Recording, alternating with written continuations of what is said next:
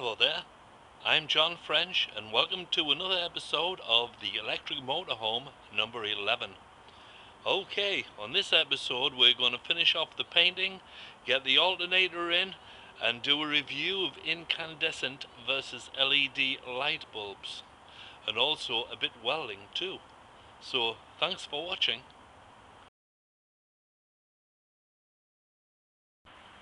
Now that it's December, it's time to weatherize the motorhome. And coat number 2, and it's all starting to flatten out.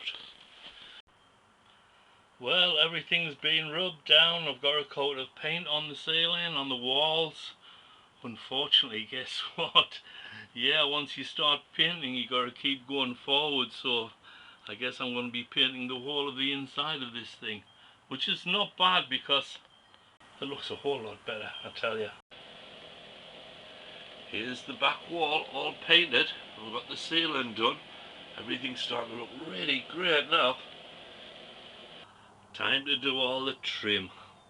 All the walls are done, looking good. Now everything's masked off.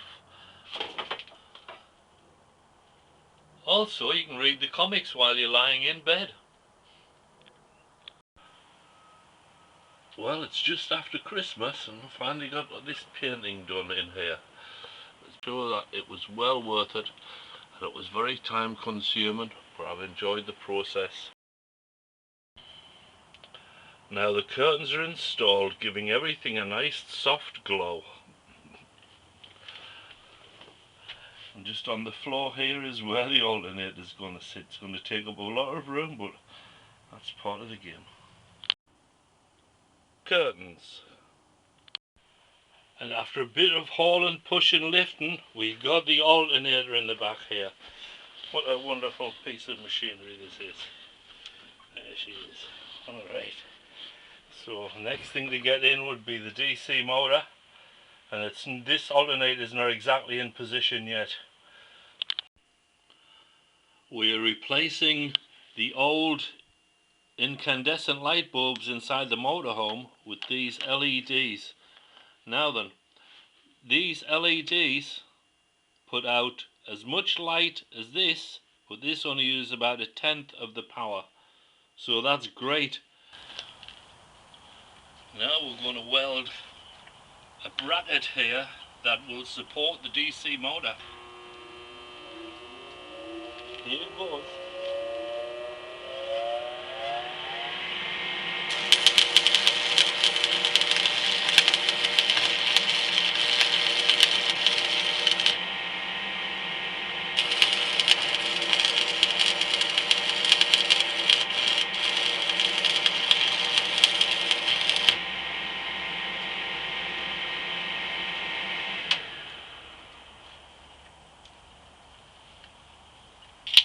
Alright, next please. This is how this is going to look.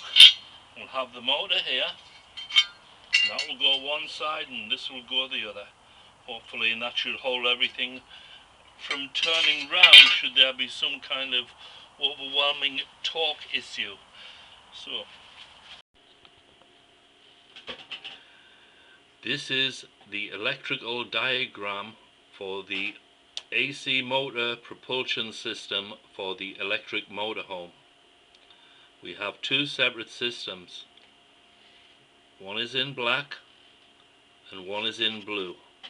Now the first system we'll talk about is the Volkswagen Engine that sits on the back of the electric motorhome. This is the shape of the motorhome looking down from the top. So this Volkswagen Engine has a transmission shaft which turns the alternator inside the motorhome.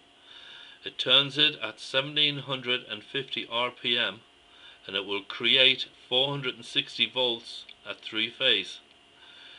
The electricity from this alternator will go to a reactor which cuts down on noise in the lines such as harmonics, and then from that reactor we will go to a disconnect.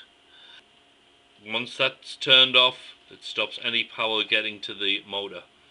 The disconnect turned on, power can go to the variable frequency drive, which controls the speed of the electric motor. From the variable frequency drive, the electricity goes into a disconnect before it actually goes to a motor. So there's another safety feature there. Now the way this works is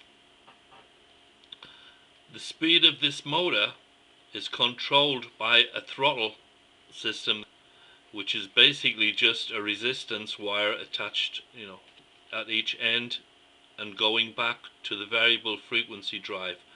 So when you put your foot down on the throttle, decrease the resistance, and that sends a signal back to the variable frequency drive to increase the speed of the AC motor, which will drive the transmission, and you'll go faster. When you take your foot off the throttle, the resistance will increase and is read by the variable frequency drive and is continued on to the AC motor, which will slow you down. So that's one system. The other system we're going to use is a DC motor which has a pulley on it, and the alternator has a pulley on it, and these two pulleys are joined by a pulley belt. Now this system's in black, so it's different, all different, the drive system. So, and this is a 48 volt system, and these wires here are all 460 volts. This is DC, this is AC.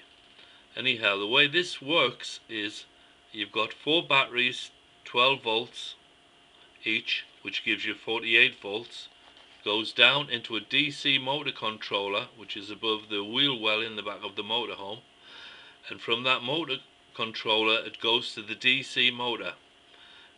This DC motor it's rated at 48 volts. Anyhow, this will turn the pulley, going down the pulley belt and turning that pulley and creating 3-phase 460 volt electricity. So this is one way to create electricity, or when the batteries run out, you just start up the Volkswagen engine, engage the clutch, and this will turn the alternator. Probably used more on a long distance, I would imagine. But also, while this Volkswagen engine is turning this alternator has a pulley on it which will turn that DC motor.